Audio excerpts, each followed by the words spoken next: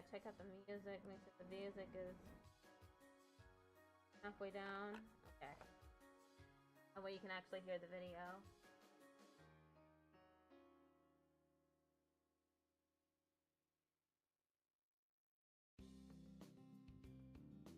Just refresh the page. Video player isn't really working.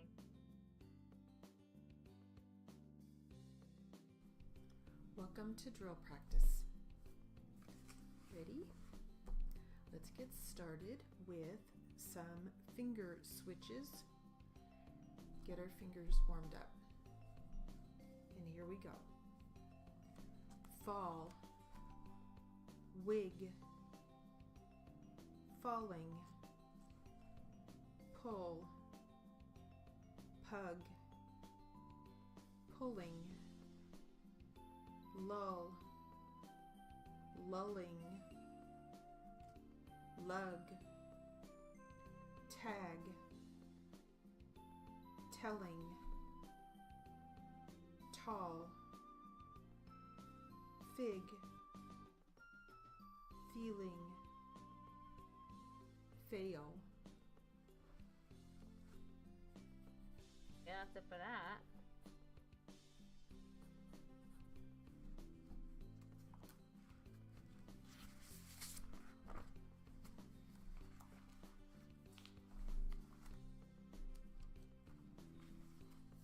I wonder what's next. All right, next drill.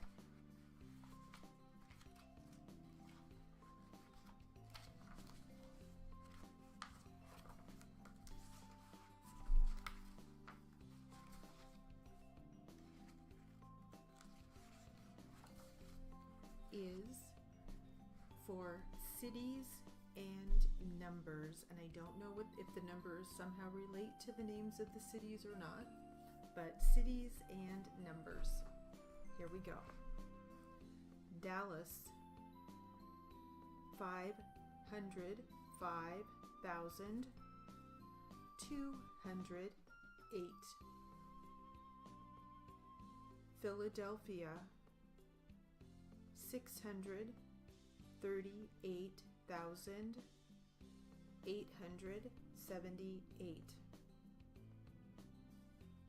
Indianapolis, 156,626.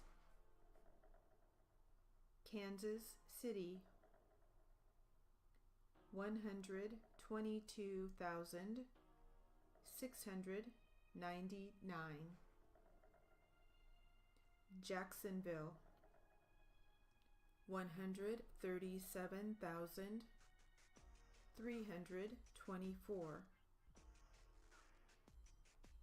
Cleveland, 251,347. Nashville, 486,414. San Antonio, 657,654. Milwaukee, 146,940. New Orleans, 308,136. Pittsburgh, 101,813. San Jose, 140,574. Okay, let me look these up. I didn't get some of the Philadelphia.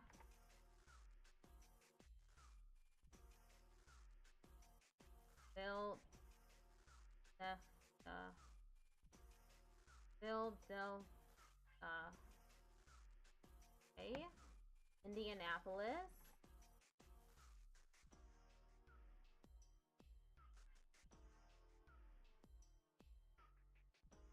Indianapolis.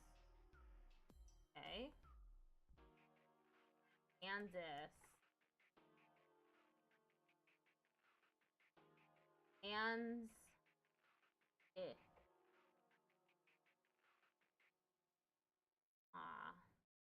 Milwaukee.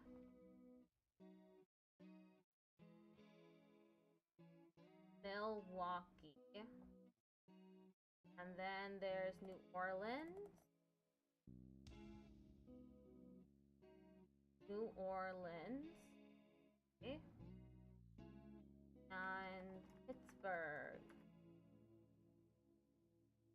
Pittsburgh. Okay. San Jose. San Jose. Or San Jose. San Jose.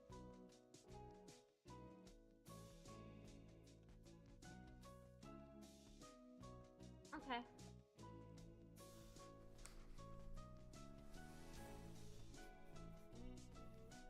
Watching and learning.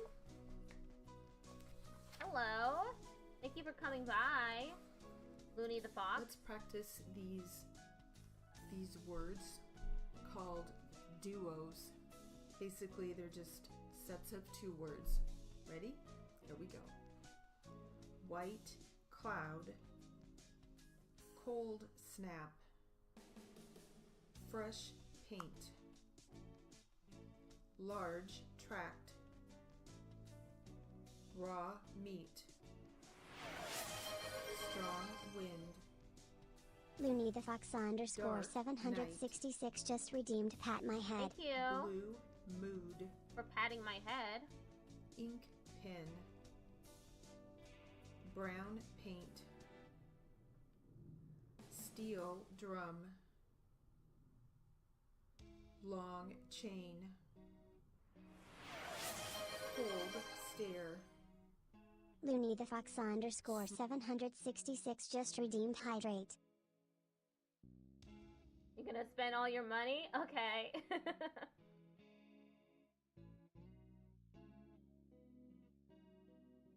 small print, steel strip, great book, hot meal, warm breeze, sharp blade, farm fresh, green grass, black belt, hard work, stale bread, light print, Looney the Fox _ Plaid. 766 just redeemed. Try to say this in Japanese. I will eat a wall then fling a cat that barfed into an electrical outlet. I don't know how to say that in Japanese. It's too complex for me, sorry. dress, large crop,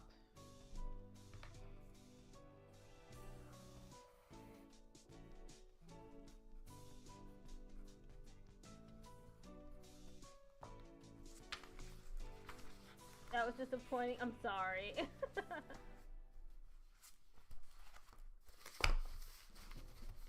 I'm pretty sure that redeem says to only do for like for singular words and stuff, because I'm not proficient in Japanese. Now we will practice some sentences focusing on consonant compounds, initial KL and initial KH. Ready? He was tracing his family clan. Looney the Fox moss _ 766 just will redeemed posture check. to the tree. The clutch on. I'm straight up already. I have to be in order to sit at my my steno machine. The car is in need of repair. He is not using the right club. It was clear that the error was mine. The hero wore a velvet cloak in the play. The piece of torn cloth was found there. He lost his gold money clip last week. Please close the classroom window. He claimed the clause allowed pets. Clean the wet clay off your shoes. He claimed to be first in his class. You must show your claim check first. They have clam chowder on Friday. He is close to the end of the chapter. Check in with the clerk at the clinic. Oh, that's it for that. Okay, we're moving on to the next one. The jury charge in literary. Welcome to literary and jury charge practice. Let's get started with this narrative answer. A narrative Get answer. our fingers moving. Ready? Here we go. To answer your question, the ladder jacks that we rented are regular scaffolding jacks that are secured to the ladder. We had rented these regular scaffolding jacks many times. The plank sits over the top of them and snaps in place. These are perfectly all right with the government because we have had them on jobs before and they have come out and inspected our work, and there has been no trouble with them whatsoever. These ladder jacks have a device in which one part hooks onto the bottom round and one part hooks onto the top round. When there is weight placed on it, there is no way for them to come off of there. The plank itself is 16 or 18 inches long. The device turns up about 2 inches and the plank sits on top of that. The place where it turns up keeps the plank from sliding off or jolting off. I don't see any way that the ladder jacks could have been responsible for this accident. Not only had we used them many times before and found them satisfactory, but the ladder jacks were intact after the accident. Wow, I did it! That was pretty long. It was 3 minutes long. Nearly 4 minutes long. Alright, now let's work on this congressional literary. I can remember how to say... that we had started I can previously. remember how to write Congress. Ready? Here we go. Our dynamic renewal of the faith which we have in our destiny will bring rewards, Mr. President, which are yet unimagined by the millions of poor people in the many areas who are living for their next meal. This group of economic communities will be the beginning of a cohesive continent. We must begin by passing the legislation not only to appropriate the required funds, but to set up the very best network so that the administration of the funds can be done with the cooperation of all the member nations in the most economical way possible.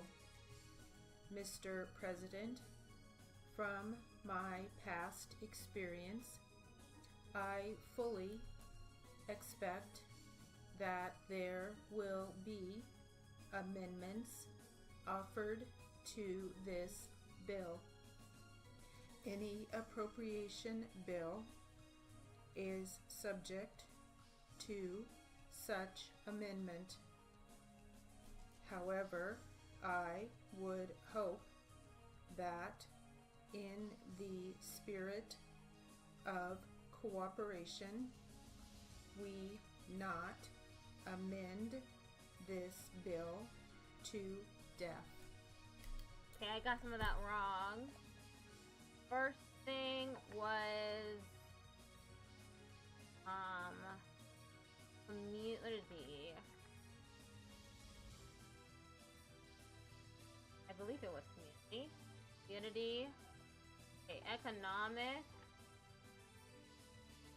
Okay, there's a teeny tiny brief for that.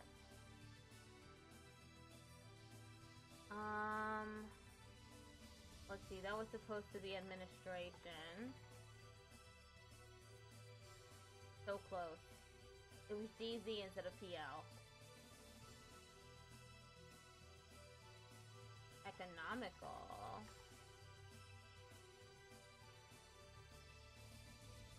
Okay. Appropriation.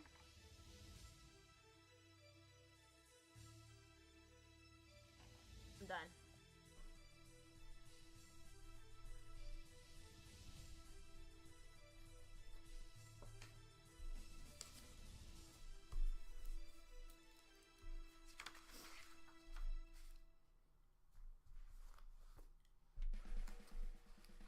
Now for some jury charge practice. Jury charge. And this is one that we have been working on, and the subject is negligence. Negligence.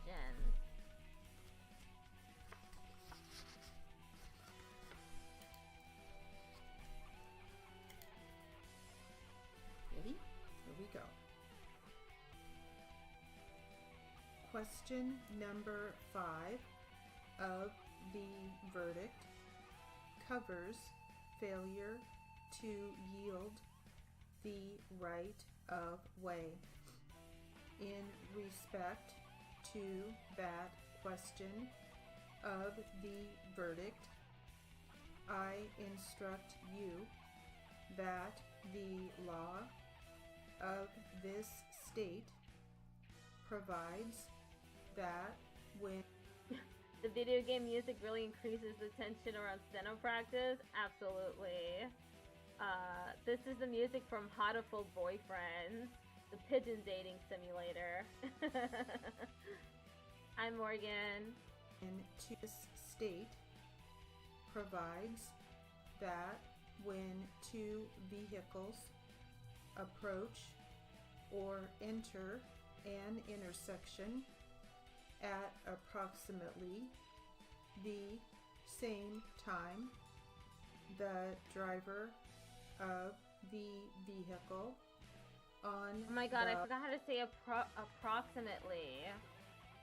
It's PL. left, the same time, the driver of the vehicle on the left shall yield the right of way to the vehicle on the right. If two automobiles approach or enter the intersection at approximately the same time, the driver from the left must yield the right of way to the driver from the right.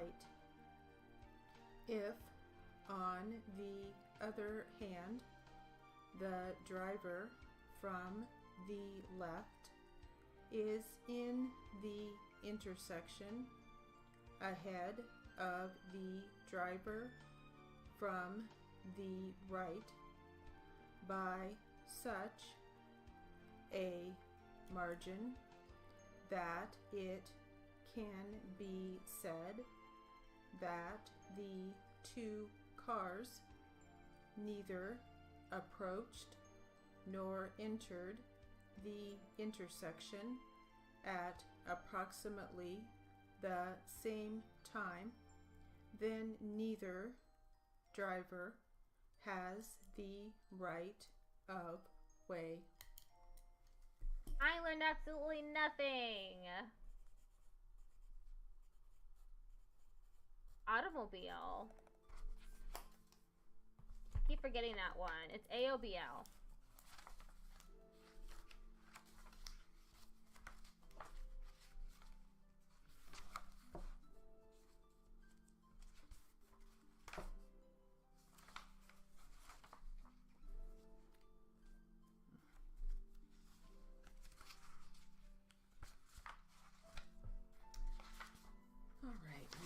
Next, let's try this narrative answer. Narrative answer. Good. I hope it's difficult. I hope I cry doing it. Ready? Here we go.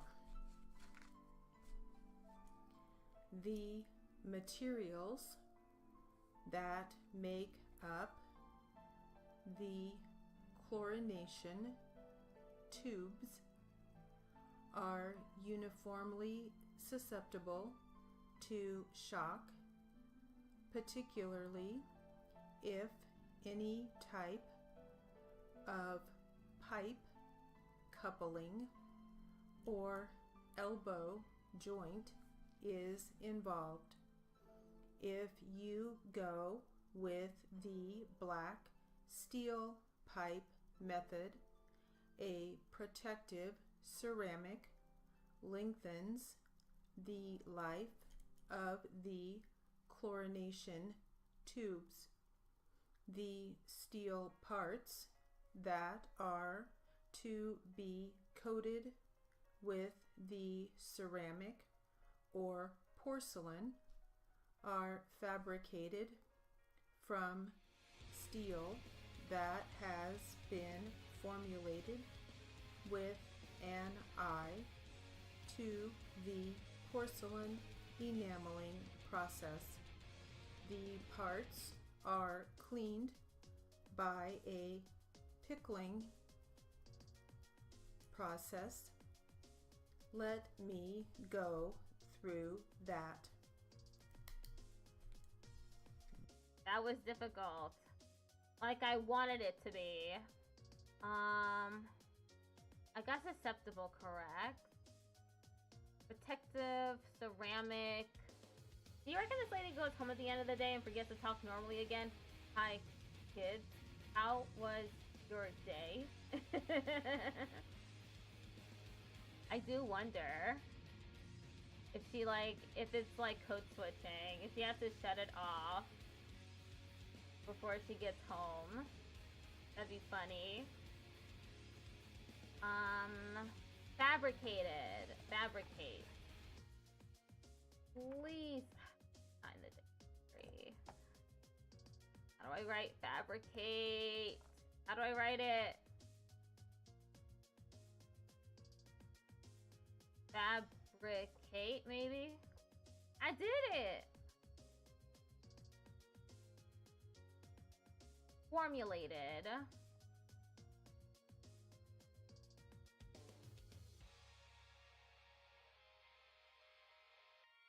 Okay, so I can write it. I know how to write it.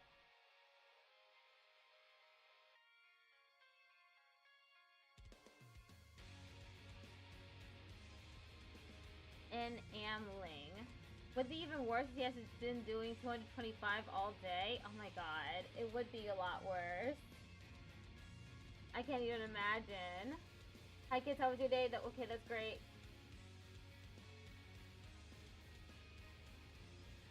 Okay. We'll get back to that. It is time to move on to the next one. It better be difficult as well.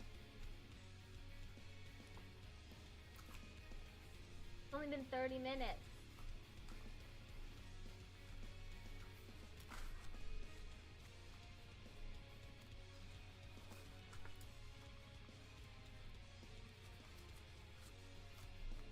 I need to start doing these every day again. I haven't been. This is called a hearing. Very proud of you for practicing. You're doing great. Thank you.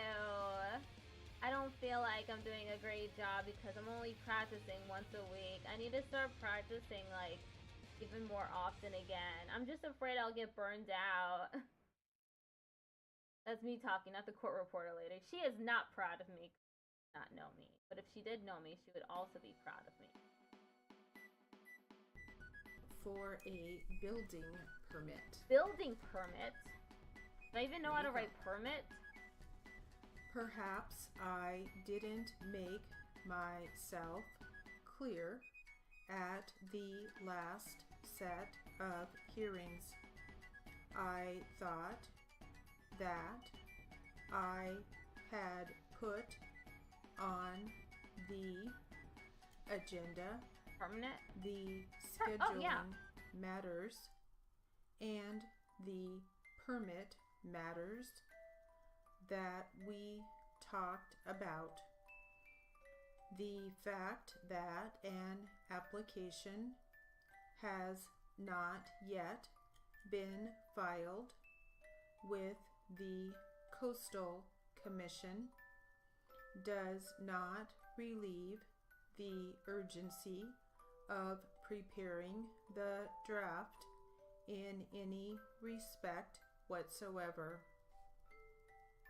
The Coastal Commission will not accept an application from us until such time as the city has taken whatever action it needs to take.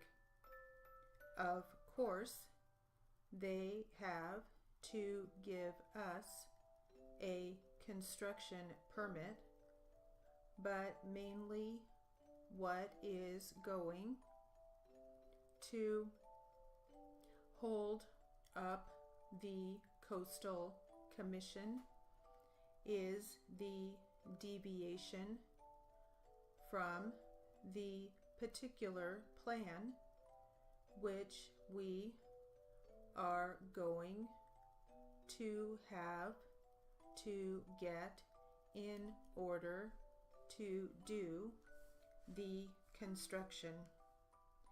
Now, the city, in turn, will not do anything until such time as they have had a report to review. They cannot take final action, as I understand it, under the state guidelines until such time as they have that report. The report is really critical in the timing of all of the other permits for this project.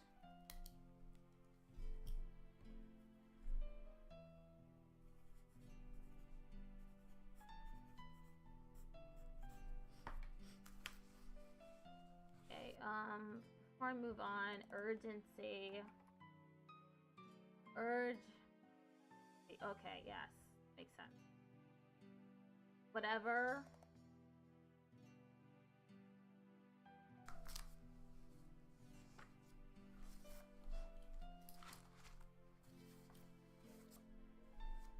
Let's get back to our other narrative answer. Finish this one up. Ready? Here we go.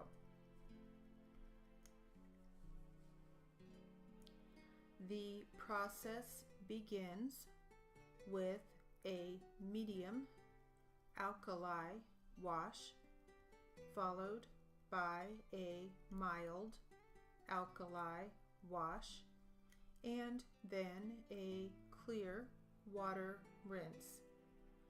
Next, the material is etched with acid. Then you have another clear water rinse, and you hit it with a nickel flash to improve the bonding qualities. Lastly, you put it in a neutralizing bath and then dry it at high speed. Dirty or scaly metal is sometimes sandblasted, which is a considerably more expensive operation than the pickling process I have just described. If you drop the whole idea of black steel pipe and go to gray cast iron, you end up with a piece of equipment that embodies good resistance to corrosion, particularly if it is allowed to age and oxidize, but it is too heavy and unwieldy for many applications.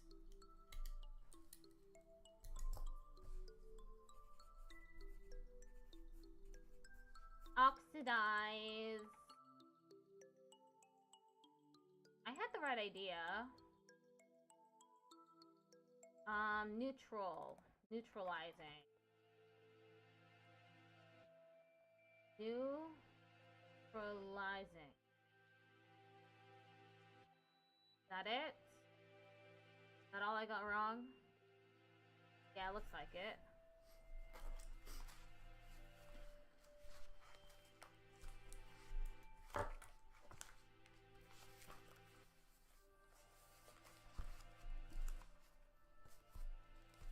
Back to some jury charge practice. Jury charge! Jury charge time! Here we go.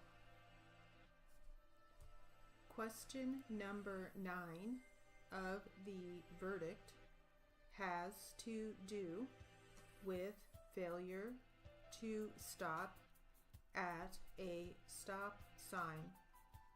In this connection, I instruct you that it is the law of this state that it shall be unlawful for the operator of any vehicle to fail to come to a full and complete stop within 30 feet of the near limits of an intersection at which there has been erected an official stop sign or traffic signal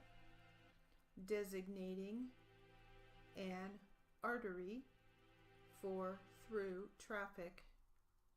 I instruct you further that he must not only stop before entering the intersection, but he must stop and observe where an efficient observation may be had.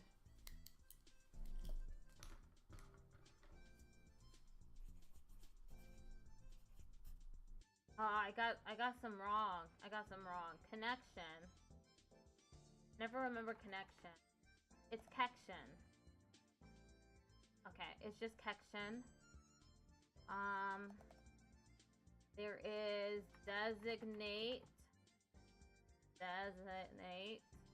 Okay. Efficient. Okay. How about traffic again? I know there's a brief for that.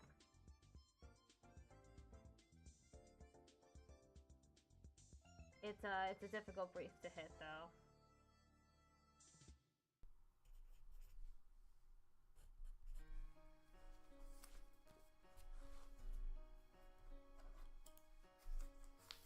All right, now we'll get back to our hearing for a building permit. Ready? Here we go.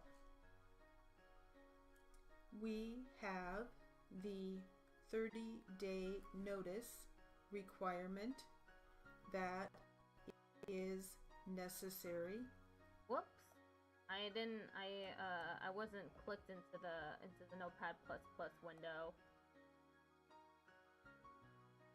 We have, ready? Here we go. Let's restart.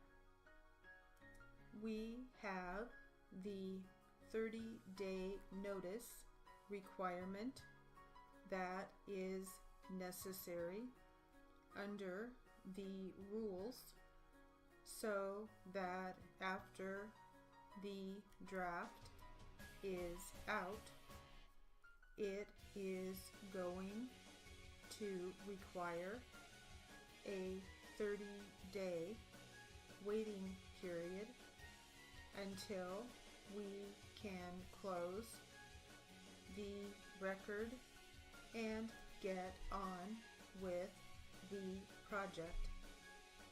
I don't know whether we can start that week of hearings or not.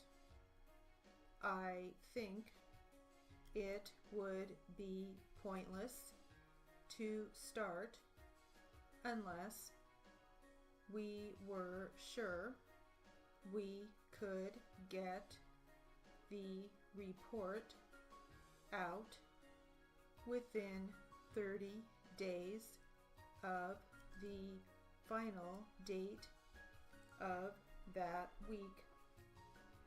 If it has to be put over, it is going to be going over into sometime in July, and it is my understanding that there are going to be scheduling problems because of staff vacations, and we are into substantial difficulty in the timing of the project, and the thing that is blocking us right now is the draft.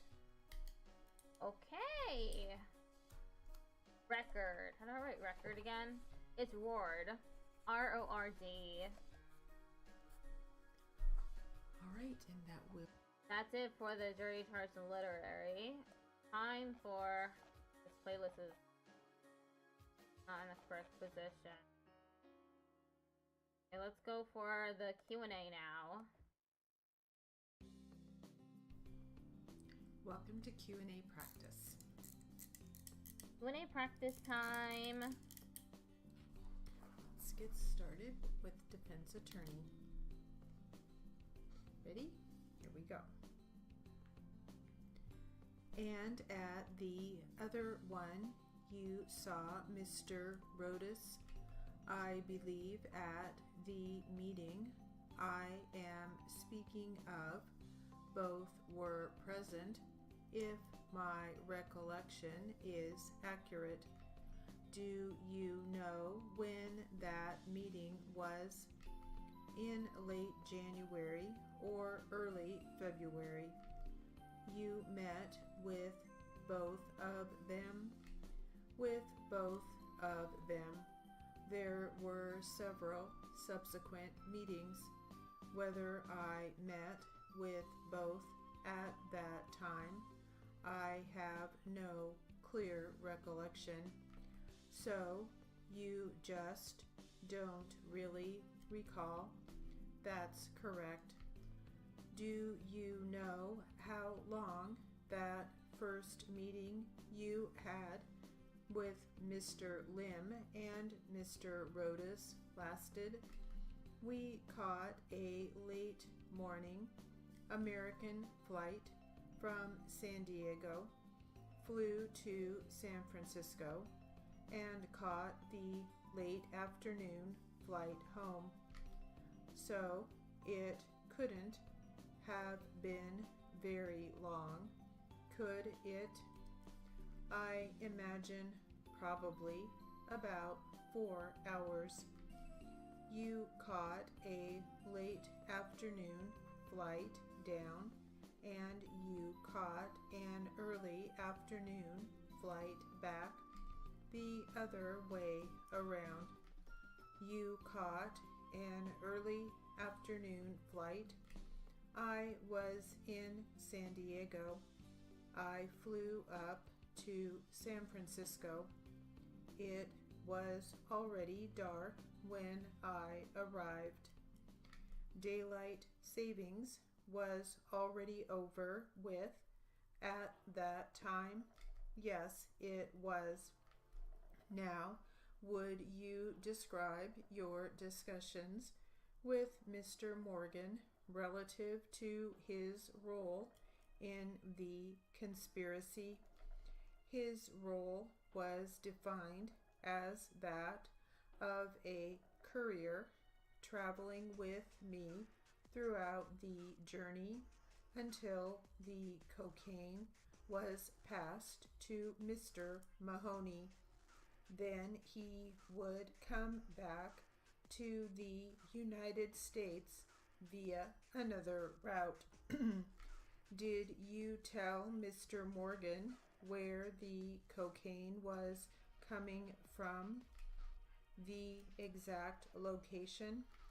The identity of the person who would supply it? To the best of my recollection at that point, no, I did not. And why was that? He didn't need to know. Okay, I got most of that right. Afternoon. CPRAOPB.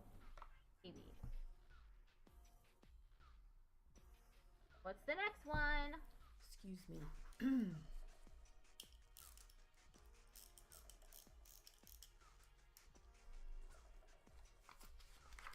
All right, now we'll try some for voice. And we will start with the plaintiff attorney. Plaintiff. Ready? Here we go. Who is that individual? Mike Collins. When did Mr. Collins take that? When was that photo taken of Mr. Collins? The morning. Objection. Lack of foundation. Sustained. Oh my god, oh my god. Was that photo taken of Mr. Collins? The morning. Objection. Lack of foundation. Sustained. Who? Oh no, I forgot how to write. Okay, I got it. Was that photo taken of Mr. Collins? The morning. Objection. Lack of foundation. Sustained. Who took the photo? Investigator Rios. When was it taken? The morning of June 5th, 2004. Do you know where it was taken? I don't remember.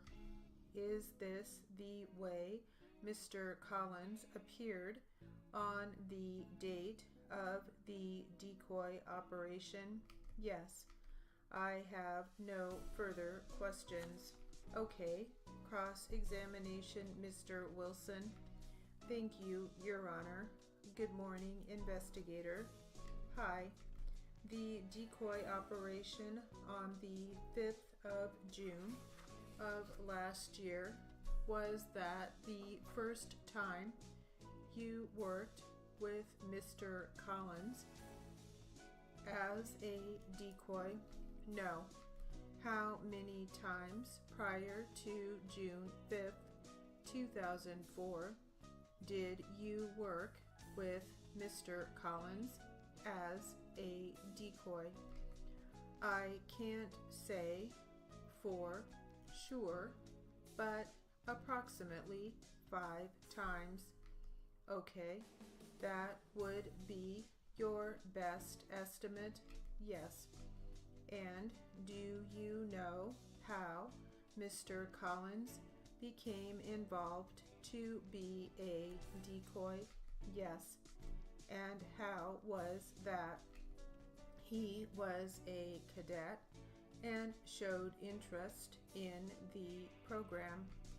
What do you mean by cadet?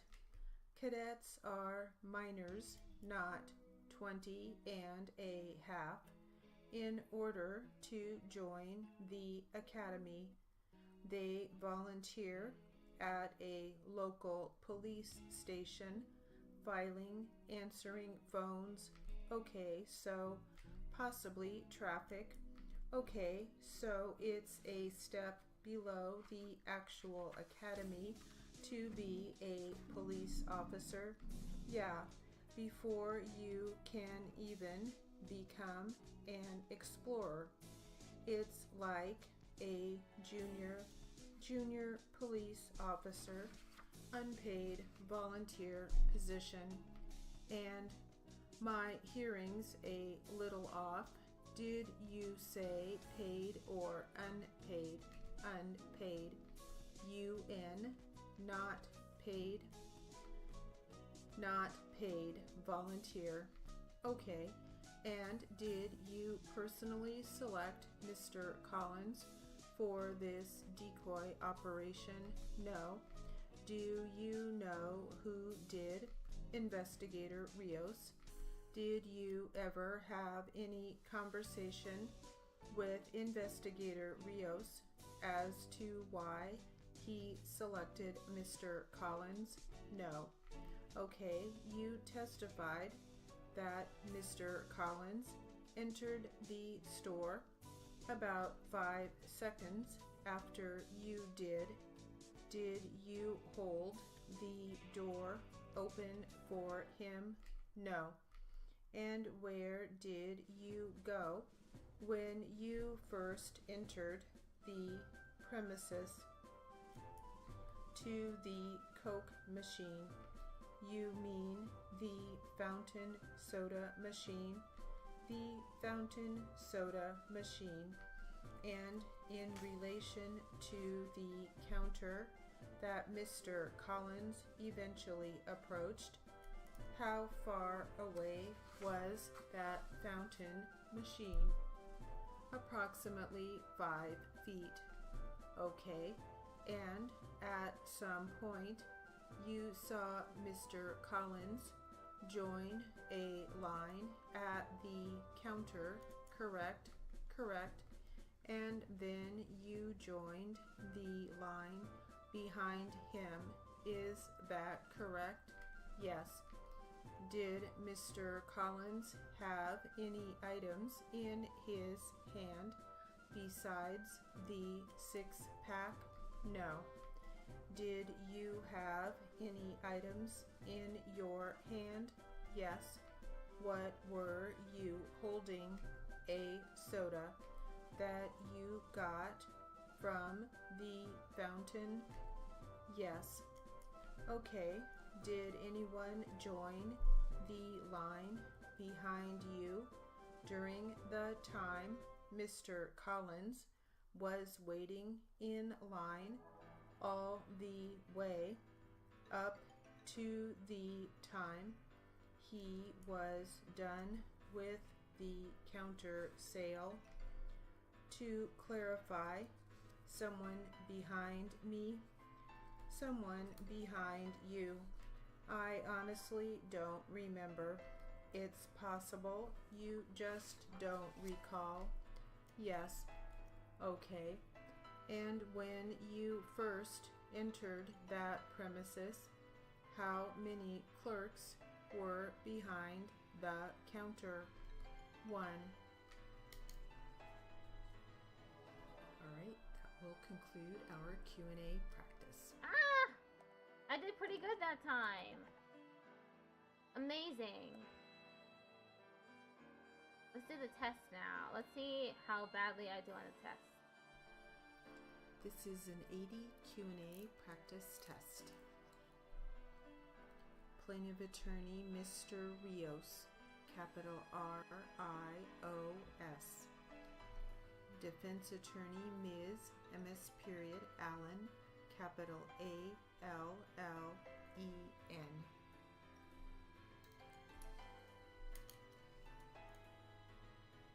And we'll start with Defense Attorney. Defense Attorney first. Ready? Okay. and I realize it's been a long time, so you may not remember everything as well 15 months later, but the record speaks for itself. I'm going to object to this. It's argumentative. It says Tom Scott, not B. Scott, not the phone number. She's answered this. It's argumentative.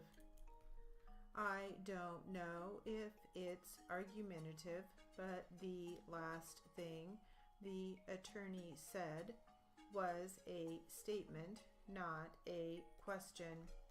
I will move on, Judge. Sorry. Now, you said that the same day appointments that would be called in were unusual. Yes, not that unusual, though. They happened, right? Yes, they did. You have a form that's made for that purpose, or for reshoots if someone had already had a photo the same. So particularly repeat customers who knew the photographer's route, knew what day they would be in the area. Those are the kind of people that would call the same day. They knew they could still get in before the deadline. Sometimes people just weren't aware of the deadlines, and they would see. We could have also ran it for a week without a photo and just extended his ad as well. Okay, so when you got this phone call, though, that morning, there was nothing that unusual about it, about getting this call from this gentleman saying he wanted a photo taken of the car. Was there? No. Okay, and you just followed your regular routine, which is to call, in this case, Sue, leave a message with the name, address, see if she was available, right? I left the name and the phone number and the addresses. Yeah, if she could make it, that would be great. If not, we could always call the customer back, and he was scheduled for the next week after. And that's something that she had done before, right? Yes. You had done same day ones with her, right? Yes.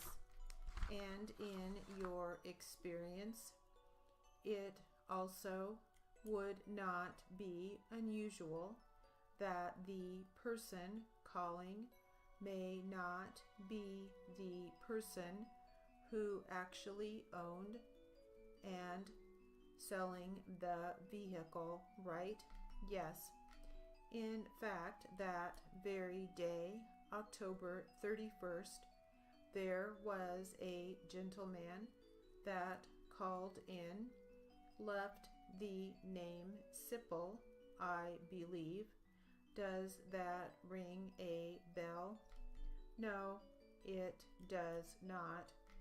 Well, you sent out, let me do this, let me mark this as an exhibit. Can you identify Exhibit 20 for us, please. This is one of the leads.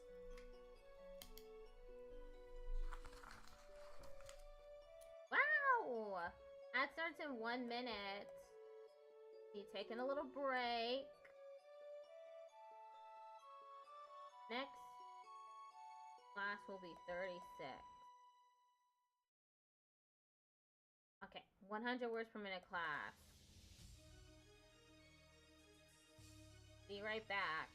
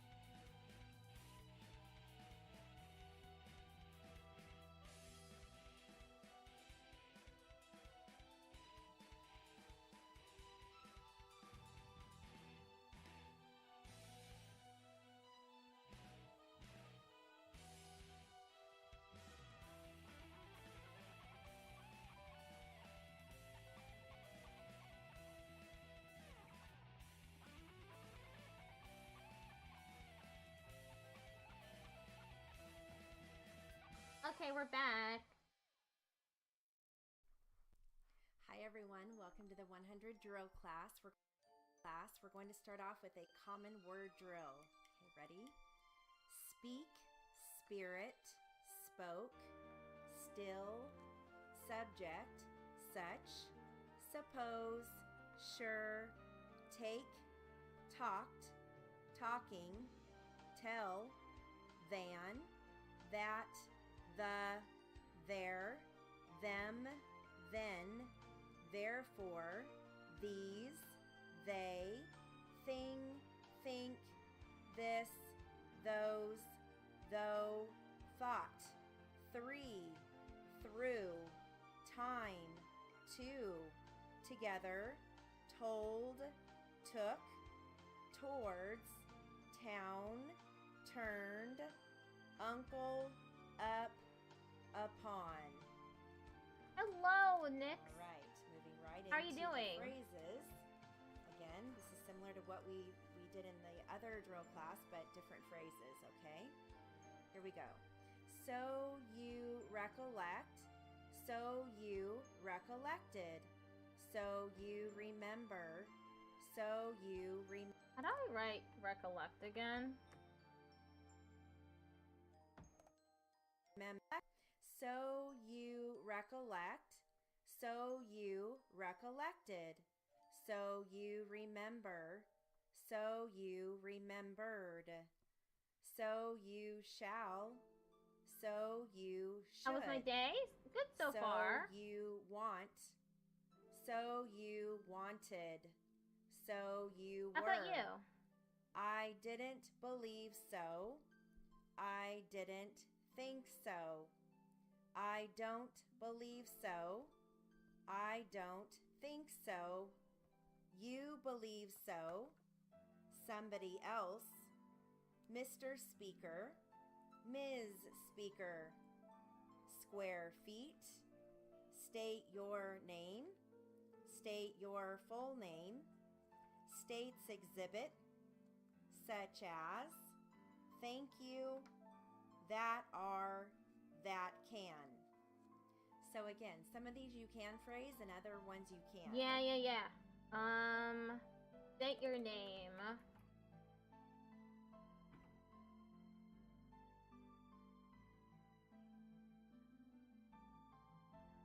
Am I gonna remember that?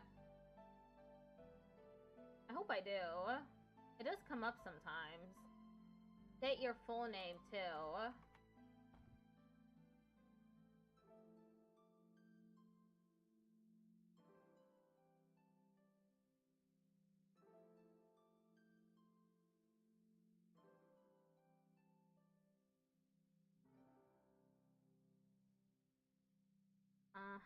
States exhibit.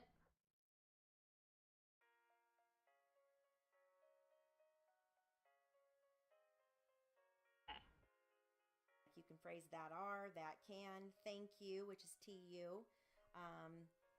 But then other ones like somebody else, you know, we write those out. So that's why I love that drill, because you have to kind of think about it. You know, are you going to phrase it or not?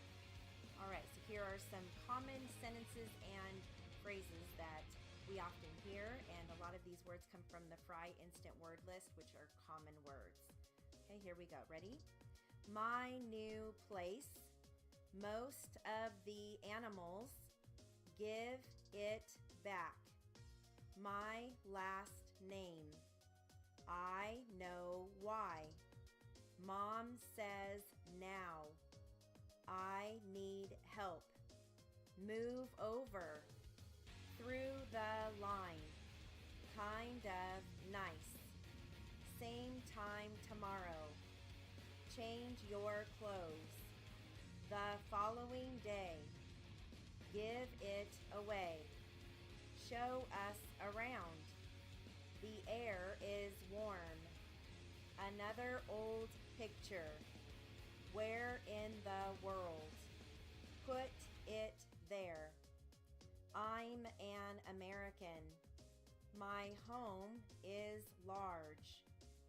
Right now. This must be it. Home sweet home. The men asked for help. You must be right. Get to the point. Help me out. It's your place. Read the book. Okay. Okay. Easy. I've got some consonant compounds. This focuses on final RT, final RG, final RKS. Ready? Did they start the first part of the evening with a concert? The art mart is near the court. He was curt and short. The port is north of the fort. The dart landed near her heart. Bert played in the dirt. Sal was alert and hurt.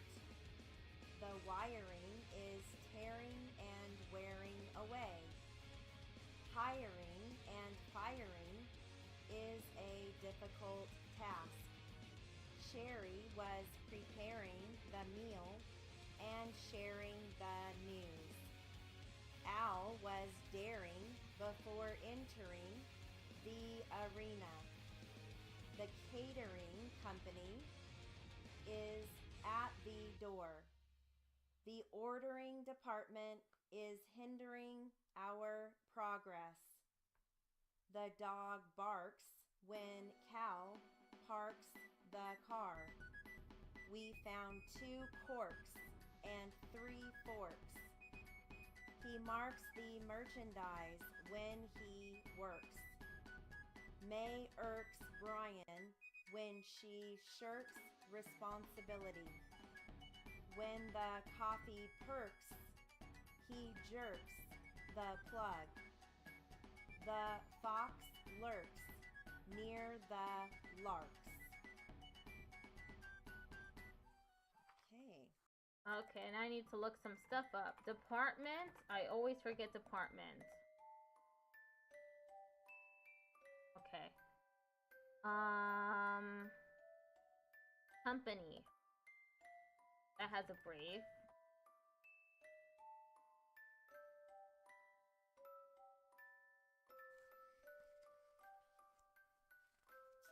Okay, I'm going to give you Merchandise. some land description. Okay, here we go. There are a lot of numbers in here, so it's a great number drill. Ready?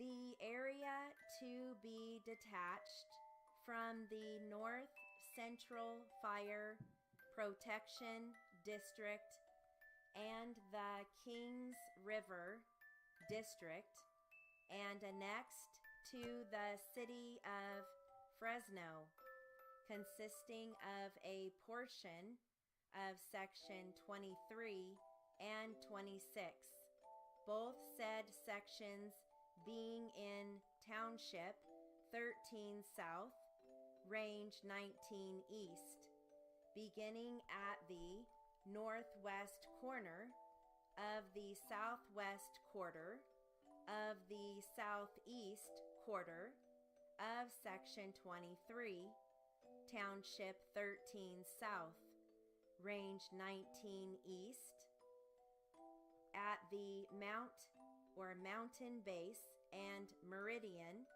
as said section is shown on the United States government township plats, being also a point on the existing city limits on the or of the city of Fresno, thence easterly along the north line of the southwest quarter of the southeast quarter of said section, being also along the existing city limits of said city to a point 137.49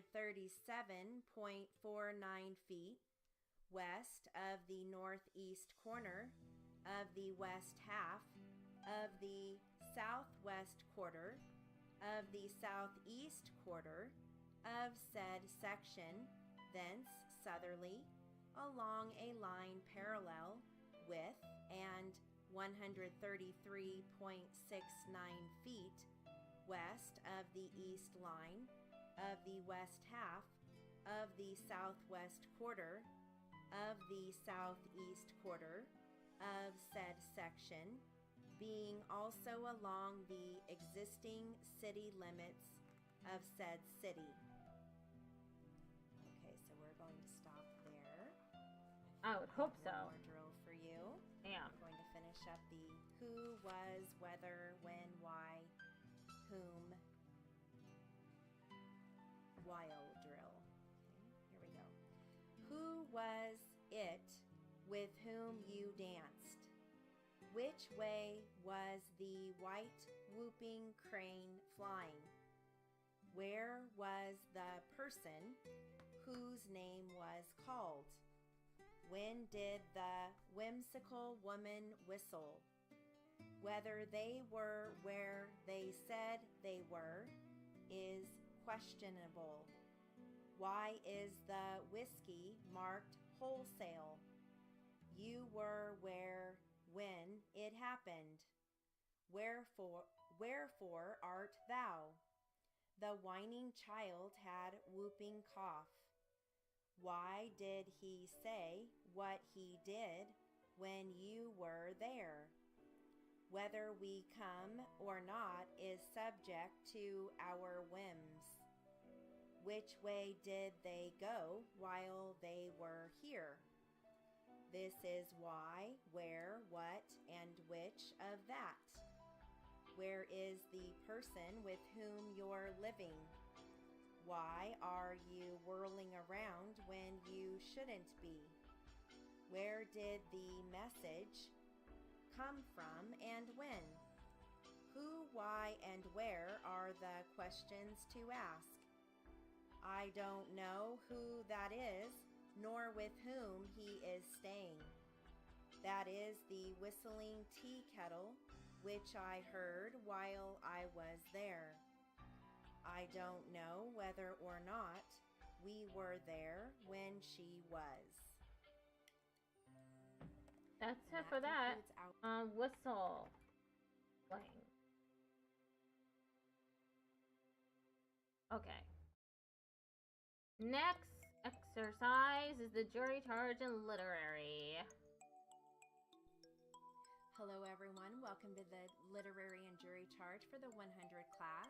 We're going to start out with some congressional record, and the subject is Medal of Honor. Okay. Medal of Honor. Here we go. Ready? Mr. President, today I am reintroducing a bill on behalf of myself and my colleague, Howard Davis, that will direct the Army Board for Correction of Military Records to reconsider the application of Mr. Lawrence R. Matthews of Lubbock, Texas, for consideration for the Congressional Medal of Honor. In determining his eligibility, the board should apply the standards for such an award that were in effect on July 27, 1941. Actually, our bill is identical to legislation that was introduced 2 years ago. We are interested in Mr. Matthews' unusual predicament and would like to assist him. Mr. Matthews is a military hero from World War II. Since 1941, he has continued his struggle to receive the Congressional Medal of Honor. He was recommended for the medal by his commanding officer after distinguishing himself in the battle against the Germans and in the capture of Hitler, including the Operation Queen. It is our belief that if Mr. Matthews is judged by the criteria that were in effect, at the time, he was recommended for the Congressional Medal of Honor, he would have qualified. The legislation we propose is that Mr. Matthews be considered for the medal under the criteria in effect back in 1941. Mr. Matthews has suffered many disappointments in his elusive quest for the Congressional Medal of Honor.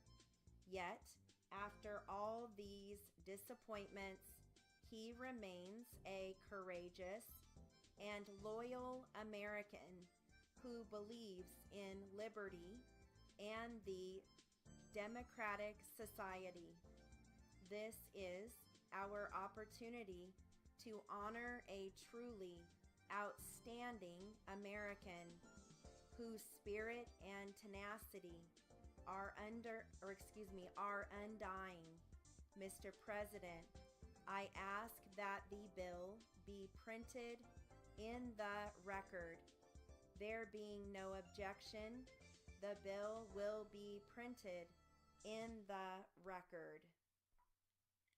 Okay, I got a lot wrong there. There's objection. It's with a Z, not an S. With the Z. Continue.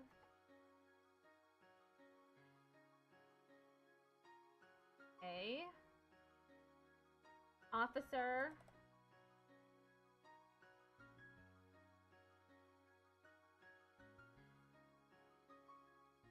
How about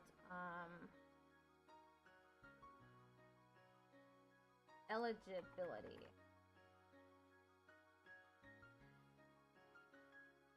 Okay. All right. I've got some expert opinion. Expert opinion. Let me give you a word list. You're going to hear, let's see, chloride, methylene, epoxy, resin, Chloride.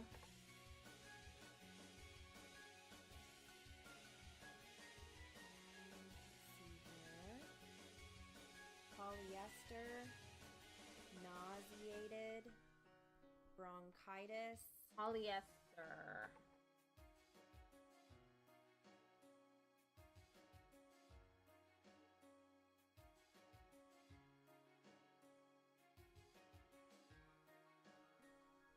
nauseated, bronchitis, respiratory,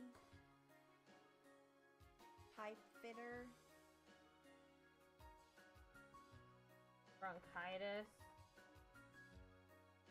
bronchitis, respiratory, pipe fitter, Respiratory.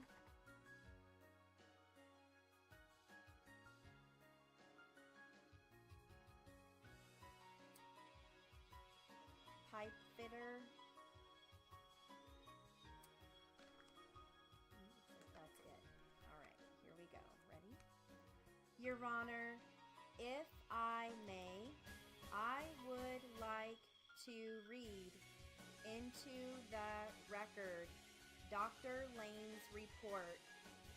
I examined Brian Crandall in my office on July 24, 2013. This patient is a 20-year-old pipe fitter who had worked at Hillshire Brothers starting in May of 2013. His last day of work there was October 7, 2014, which was the date of his injury. I'm sorry, that's supposed to be 2012, not 2014.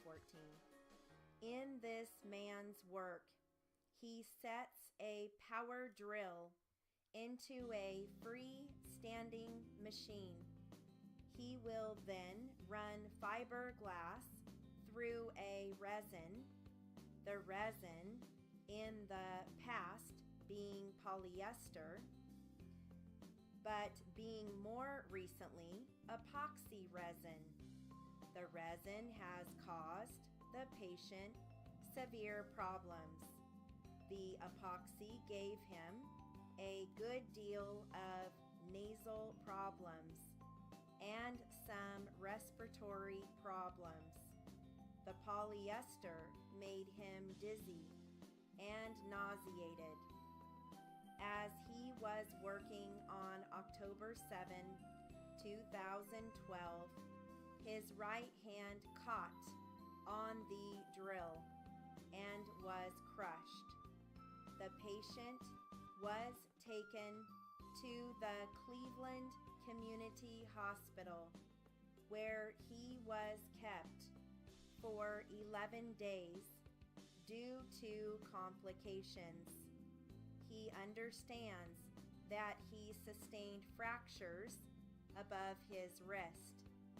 A plate was put into his wrist, and the wrist is very tender. He returned to Ohio General Hospital 2 weeks ago so that the plate could be removed. The sutures are still in place. While the patient worked, he frequently inhaled the dust of fiberglass. It bothered him a good deal, and the patient began coughing. His nose would often bleed, and he became short of breath with exercise. The patient recalled that of the chemicals he worked with, he can name 4. Polyester in its resinous form, methylene chloride, epoxy resin, and a material he calls gel coat. The patient has smoked about half a package of cigarettes a day for 3 years, leading up to 1.5 packs a day. The blood pressure is 110/80. The chest is negative. The right hand has limited mobility. The abdomen is negative. The chest is clear. The lateral view of the chest is within normal limits. An anterior-posterior view of the chest shows some increase in markings suggestive of bronchitis, but no other abnormalities show. The patient did not work at this job very long. The damage that has been caused suggests that the patient probably has not yet developed a working disability. However, in the future, he should no longer work with plastics. That is my medical opinion. I got some wrong there. All right.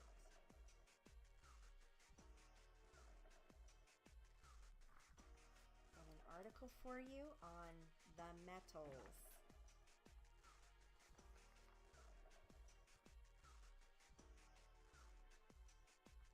And you are going to hear conductor, craftsman, artisans, electricity, centigrade, vapor, How do I write centigrade again?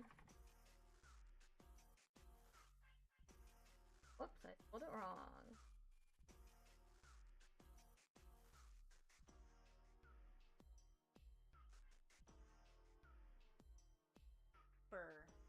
iron, abundance, bronze, silver, alloy, carbon.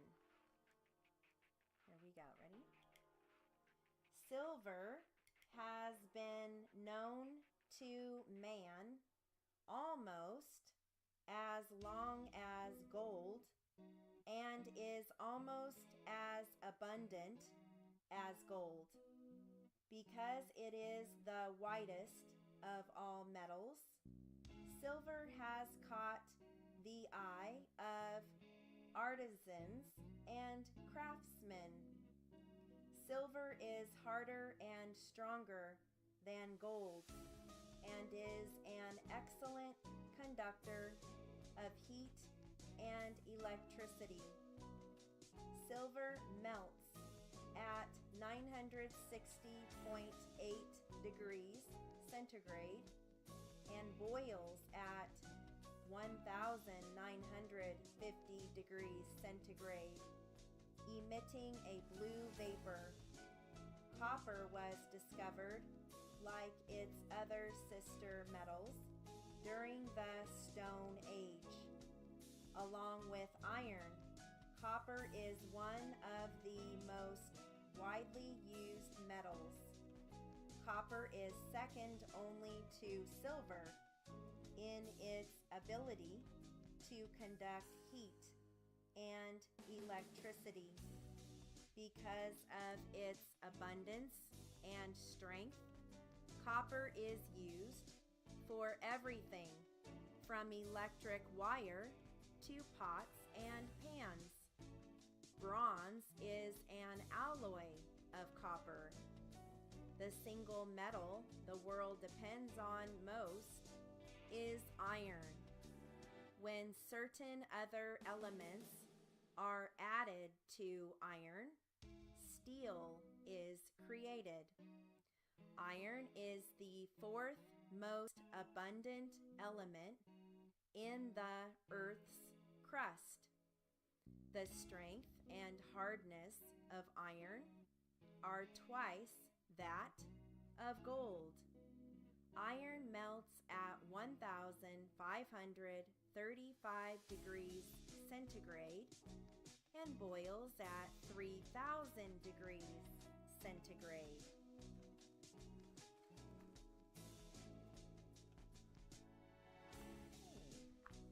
Moving right along, back to jury instructions. Jury instructions. I'm getting tired.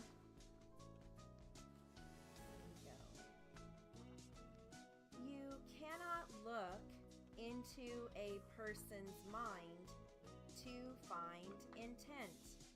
Intent to kill must be found, if found at all, from the defendant's acts, words, and statements, if any, and from all the facts and circumstances, in this case, bearing upon intent. Intent should not be confused with motive. While proof of intent is necessary to a conviction, proof of motive is not. Motive refers to a person's reason for doing something. While motive may be shown as a circumstance to aid in establishing the guilt of a defendant, the state is not required to prove motive on the part of the defendant in order to convict. Evidence of motive does not, by itself, establish guilt. You should give it the weight you believe it deserves under all of the circumstances. you're satisfied beyond a reasonable doubt at the conclusion of the trial that the defendant directly committed both elements of first-degree intentional homicide, or that the defendant intentionally aided and abetted the commission of that crime, you should find the defendant guilty. If you are not so satisfied, you must find the defendant not guilty. Count 2 charges the defendant with mutilating a corpse, also as a party to the crime. Section 939.05 of the Criminal Code of Wisconsin provides that whoever is concerned in the commission of a crime is a party to that crime and may be convicted of that crime, although that person did not directly commit it. Okay, we'll stop there. Hey. Switch over to story. Story. Actually, this is from the book, Awaken the Giant Within. Pick up where we left off. Ready? I'll never forget the day it really hit me that I was truly living my dream. I was flying my jet helicopter from a business meeting in Los Angeles, traveling to Orange County on the way to one of my seminars. As I flew over the city of Glendale, I suddenly recognized a large building, and I stopped the helicopter and hovered above it. As I looked down, I realized this was the building that I'd worked in as a janitor a mere 12 years ago. In those days, I had been concerned whether my 1960 Volkswagen would hang together for the 30-minute trip to work. My life had been focused on how I was going to survive. I had felt fearful and alone, but that day, as I hovered there in the sky, I thought, what a difference a decade can make. I did have dreams back then, but at the time, it seemed they'd never be realized. Today, though, I've come to believe that all my past failure and frustration were actually laying the foundation for the understandings that have created the new level of living I now enjoy. As I continued my flight south along the coastal route, I spotted dolphins playing with the surfers in the waves below. It's a sight that my wife Becky and I treasure as one of life's special gifts. Finally, I reached Irvine. Looking below, I was a little disturbed when I saw that the off-ramp to my seminar was jammed with bumper-to-bumper traffic for more than a mile. I thought to myself, I hope whatever else is going on tonight gets started soon so that the people coming to my seminar arrive on time. But as I descended to the helipad, I began to see a new picture. Thousands of people being held back by security where I was just about to land. Suddenly, I began to grasp the reality. The traffic jam had been caused by people going to my event. Although we had expected approximately 2,000 attendees, I was facing a crowd of 7,000 in an auditorium that would only hold 5,000. When I walked into the arena from the landing pad, I was surrounded by hundreds of people who wanted to give me a hug or tell me how my work had positively impacted their lives. Is that it? Okay, and that Concludes that. Now we're moving on to the Q&A. Almost done with practice. Almost done. Hello everyone, welcome to the 100 Q&A practice. Today we're going to start out with plaintiff questioning. Ready? Showing you a letter, Mrs. Carter, dated April 21, 2013. Do you recognize the signatures on the bottom of that letter? Yes, I do. And whose signatures are those? My mother, Sarah Bailey, and my father, James Bailey. Your Honor, may counsel stipulate that the letter which I have shown to the witness is identical to the letter marked C. How do I stipulate again?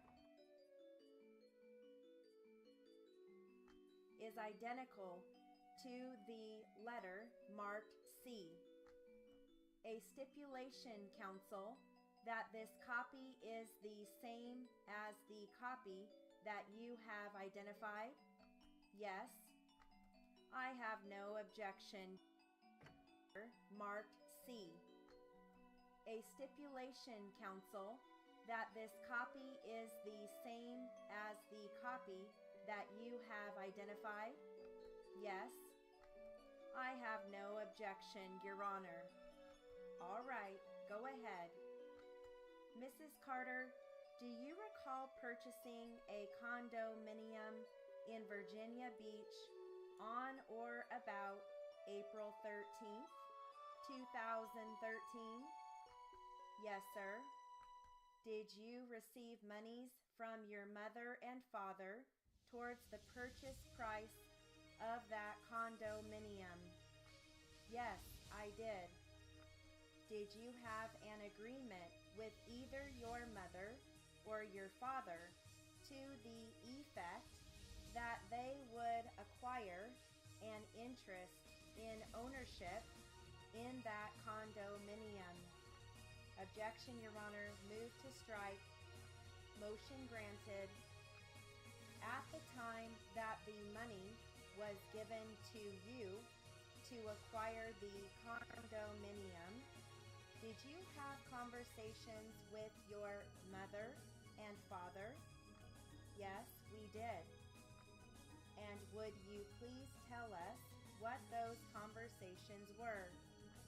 Your Honor, I would only ask counsel, before the witness gets into this, to please identify the place, time, etc. of these conversations. What was the first conversation you had with Sarah and James Bailey? Do you mean about purchasing or after we purchased the condominium? I'm sorry, I'm not clear on your question. Prior to the purchase. Prior to the purchase, I believe it was sometime in the winter. They had seen it. Winter of what year? 2013. They decided to move to Virginia and retire near me. And did they have any conversation following that one? then they came to Virginia for a visit. I believe it was January or February of 2013. And at that time, we talked about their move to Virginia. Did you have any conversations with Sarah or James Bailey concerning where they would live? Yes. And did any of those conversations concern the condominium in Virginia Beach?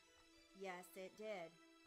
And can you tell us in terms of which came first in time when the first conversation occurred?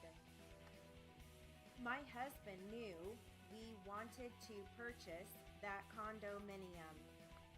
Mrs. Carter, please respond to the question that I'm asking you. When did that first conversation occur? I believe it was February of 2013. Okay, and did you have a conversation with either James or Sarah Bailey concerning the purchase price of the condominium? Yes. Will you recite to us the substance of that conversation? Yes. In February of 2013, we discussed the matter. It would have been in my home that we would have discussed it. We had seen the condominium, and my husband and I wanted to purchase it. Tell us approximately what was discussed. Well, I would have said to them that we needed a certain dollar amount to purchase it. They said yes, they wanted to live there. I said, would they give us the money? Did you have any further conversations with either James or Sarah Bailey concerning the dollar amount of the condominium? Not after that, no. And in that conversation that you had with James and Sarah Bailey, did either of them tell you that by giving you the money, they would be acquiring an interest in the property? Objection leading the witness. Move to strike. Overruled. Please answer the question. No, they did not have an interest in that condominium. They never had an interest in that condominium. No, that wasn't the question. Ask me the question again, please. I don't understand. Would you rephrase the question? It was a rather leading question, which I allowed her to answer.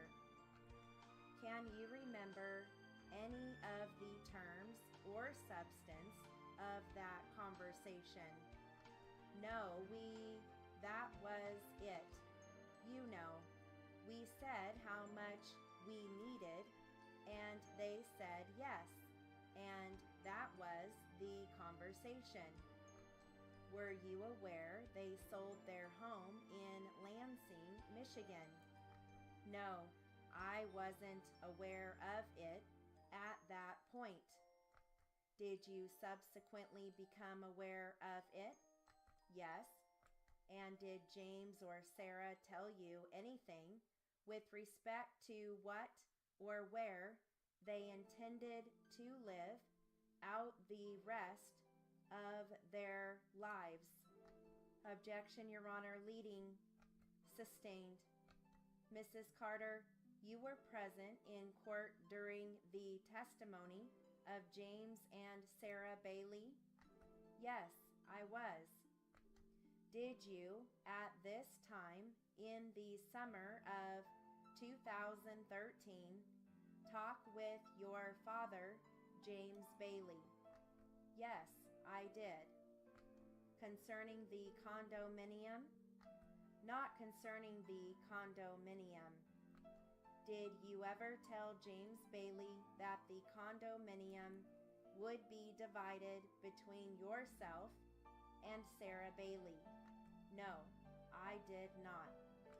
Do you recall James Bailey testifying that there were 2 conversations which occurred in the summer of 2013?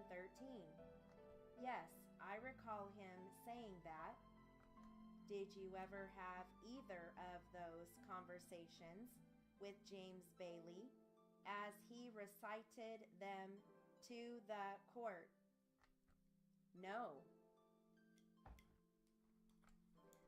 Okay, so we have just a few more minutes. I'm going to switch over to I did terribly the on that. dogfight transcript.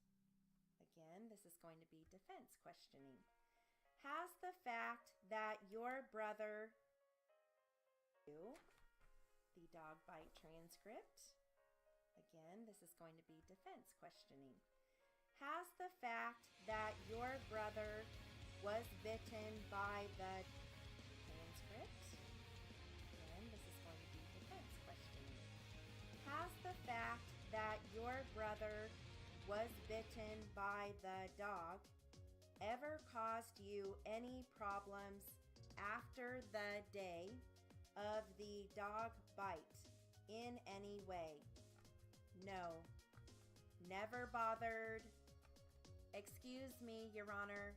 I'm not sure he understands what he means by problems. I was going to clarify. Go ahead. Did you ever get upset because you saw Daniel injured? He had injured his leg from the dog. Yes. Okay.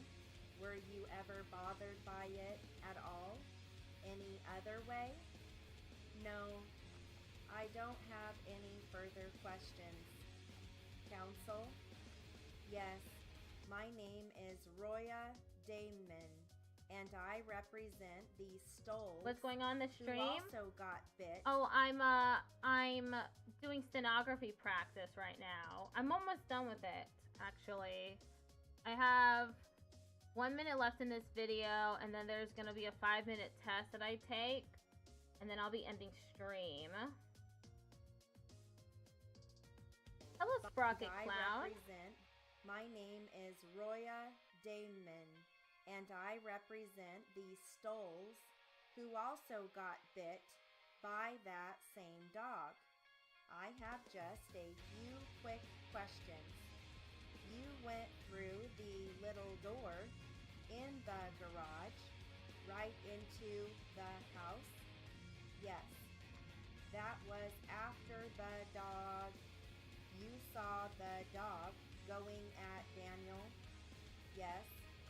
Then after you entered that or opened that door, did the door close behind you? No, I closed it. You closed it? Yes. Then where did you go from there? Into the kitchen. That's who was in the kitchen. My mom and my sister. Then what did you tell them? I told them that Daniel was being attacked by a dog. Were you crying at that time? Yes. Okay. Next, doing the test. See how badly I do on the test. Hello everyone, welcome to the 100 Q&A test. Plaintiff attorney is Mr. Manton, capital M-A-N-T-O-N. Defense attorney is Mr. Williams, capital W-I-L-L-I-A-M-S. Again, plaintiff Mr. Manton, M as in Mary, A-N as in Nancy, T-O-N. Defense is Mr. Williams, W-I-L-L-I-A-M-S. And this is going to start with defense attorney questioning. Okay, ready? And then Saturdays and Sundays, you spent either patrolling Marshall Canyon or the Los Alamos. Hey, Jonas, how you doing? Marshall Canyon or the Los Alamos and Fenter Road area? Yes, that is right. And would your time be on Saturdays and Sundays? Would it be you patrol one area? Yeehaw! Jonas is water just redeemed yeehaw. Thank you for redeeming yeehaw. Just in time for me to look up how to write Saturday again, because I forgot. Would it be you patrol one? And would your time be on Saturdays and Sundays? Would it be you patrol one area, on Friday another area, or Saturday, or strike that, with? Would your patrol or your policy or procedure be that you'd go like Marshall Canyon on Saturday and maybe Los Alamos on Sunday? Or would it vary from time to time? It would vary on the amount of officers that we have that day. And in that particular area of Fenter Road, you know, the beat, if you will, the location where this accident happens, how many officers patrol that area on any given day? There is just one officer. And again, from January to approximately December of 2011, on Saturdays and Sundays, how many times do you think it was? I'm talking about your percentage. What was the percentage of the time that you spent patrolling Marshall Canyon versus Los Alamos? I would say I patrolled Marshall Canyon approximately 15% of the time. Did you say 15%? Yes. Okay, and how about Los Alamos? Obviously 85%. Is that right? Correct, yes. Oh my god. And on I'm having such a hard time. Oh my god. I think it's because of the names. I keep like slowing down because I don't know how to write Los Alamos. But I can write Marshall Canyon. Oh my god. Okay, and how about Los Alamos? Obviously 85%. Is that right? Correct, yes. And on patrol between January of 2011 and, no, December of 2011, how many times do you think it had been that you'd been by the scene of this accident on patrol? If you can give me an estimate. Do you mean prior to the collision? Before the collision, do you think it would be more than 10 times? Maybe close to 10 times. Do you think 5 to 10 would be fair? I would say 10 to 15, yeah. Okay, and had you ever investigated an accident that happened at the intersection of Blue Water and Milligan? No. Prior to the time of this accident happening? No. Have you ever investigated an accident that happened on Milligan prior to the happening of this accident? I can't recall if I investigated anything on Milligan. Milligan Highway is a long stretch. Let's say within 5 miles either direction of the location where this accident happened? Had you investigated anything in that stretch? I can't be sure.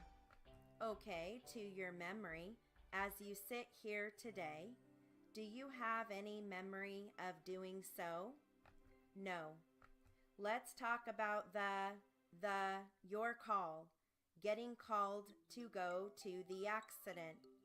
First of all, this accident happened on a Sunday. I'm looking at the report. Is that right? Yes, it happened on a Sunday. What were your hours of work on that Sunday? I believe the shift started at 11:30 a.m. and went through 10 p.m. And you mentioned you were working 4-day work weeks. That is correct. Okay. Did you have a partner on that date? No, I did not. Is that it? That's it. Okay. I'm done with stenography for now.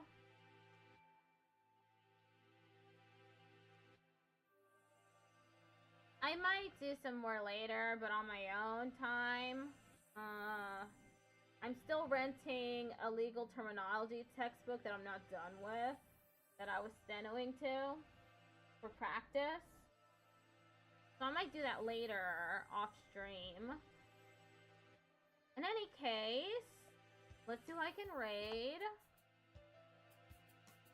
Sock you online yet? No, he is. Oh, he is online. Okay. Let's send everyone over to Sock you. I'll be back tomorrow to play the Ace Attorney Investigations Collection. We are on case, I think case 3. I think we're on case 3. 6 viewers are ready to raid, but the count is 4. That's bizarre. Okay, anyway. Goodbye! See y'all tomorrow for Ace Attorney.